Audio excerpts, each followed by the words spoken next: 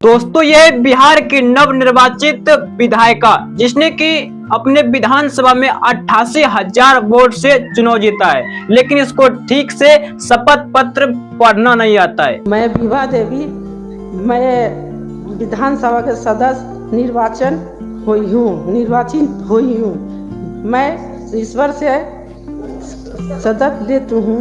मैं ईश्वर का विधि द्वारा स्थापित करती हूँ हुई हूँ।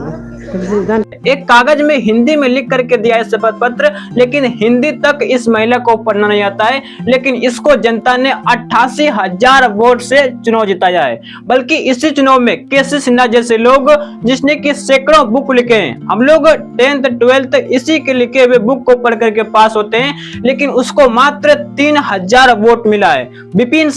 विपिन सर पिछले सलाह पंचायत के मुखिया थे और मुखिया के तौर पर उसने सलाह पंचायत में बिहार का एक अलौता पंचायत है जहां पर कि पूरे 5 किलो अनाज मिलता है, और वो पिछले साल अपने जनहित के लिए डीएम तक से लड़ गया था। लेकिन इस बार उसको लगा कि भाई हम बड़े पैमाने पर जाकर के जनता का सेवा करेंगे, लेकिन उसको मात्र 7,000 वोट मिलते हैं और वो चौथे पायदान पर आते हैं। मनीष कश्यप जिसने कि अपनी पूरी जबानी जनता की आवाज को उठाने में लगा दिया और उसने अपने जीवन में मात्र एक गलती किया है कि वो बीजेपी में शामिल हो गया और उसको मात्र 17,000 वोट मिलते हैं और वो तीसरे पायदान पर आते हैं। यानी इन तीनों के वोट को जोड़ दिया जाए तो मात्र 28,000 वोट होता है, लेकिन वो महिला 88,000 वोट से सिर्फ जीती है। यानी इन तीनों को मिला करके तिगुना वोट से सिर्फ वो चुनाव जीती है। और उसके बाद बिहार की जनता बात करेंगे रोजगार की, बिहार की जनता बात करेंगे फैक्ट्री की, बिहार की जनता बात करेंगे डेवलपमेंट की, बिहार की जनता बात करेंगे पलायन की। इसको अपने वोट देकर के विधानसभा में भेजा है। क्या वो आपके क्षेत्र के लिए विकास ला पाएंगे? क्या वो आपके क्षेत्र में फैक्ट्री स्थापित करवा पाएंगे? क्या वो आपके क्षेत्र में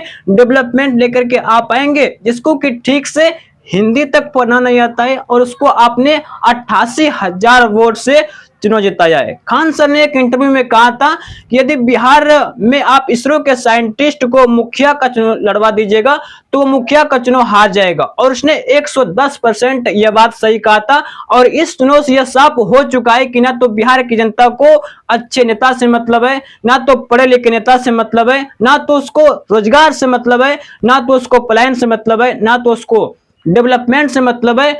बस बिहार में अब चुनाव जीतने का एक नया फॉर्मूला आया है कि आप अपने सरकार को बना करके 5 साल तक कुछ मत कीजिए और चुनाव के लास्ट महीने में बस सभी लोगों के खाते में आप 10,000, 15,000, 20,000 यानी जितना सरकार का कोटा है उसको आप भेज दीजिए। आपका प्रचंड बहुमत आएगा, आप फुल बहुमत से अपनी सरकार बनाएंगे। यह चुनाव जीतने का एक नया फॉर्मूला है। और उसके बाद बिहार की जनता जनसुराज पार्टी जिसको कि एक भी वोट नहीं मिला है, और हमारे बिहार की जनता ऐसे ऐसे महिला को, ऐसे ऐसे प्रत्याशी को 88,000 वोट से चुनाव जीतकर विधानसभा में भेजता है। और उसके बाद बिहार की जनता अभी देख रहे हो कि वहां छपरा में कई सारे लोगों का घर टूट रहा है, और वहां पर हमने एक वीडियो देखा जहां पर उसने कहा कि वो पासवान था और पासवान होकर के उसने कहा कि हमने जातिवाद के नाम पर चिराग पासवान को वोट दिया था, लेकिन उसके बावजूद भी वो हमारे घर बचाने के लिए नहीं आ रहे हैं। और एक वीडियो तो हमने ऐसा देखा कि उसका पूरा सब घर तोड़ दिया गया था, लेकिन उसके बावजूद भी वो कह रहे थे कि चाहे मेरा घर तोड़ दे या कुछ भी कर दे, लेकिन हम वोट मोदी को देंगे। तो आप इस तरह के हमारे बिहार में जनता है। बाकी आप लोग इसके बारे में क्या सोचते हैं, उस महिला के बारे में क्या सोचते हैं जो कि 88,000 वोट से चुनाव जीती है और उसको ठीक से हिंदी तक पढ़ना नहीं आता है? आप लोग कमेंट करके बताइएगा। बाकी ऐसे वीडियो को देखने के लिए आप लोग हमारे चैनल को सब्सक्राइब करिए। मिलते हैं अगली वीडियो में, तब तक के लिए जय हिंद, वंदे मातरम।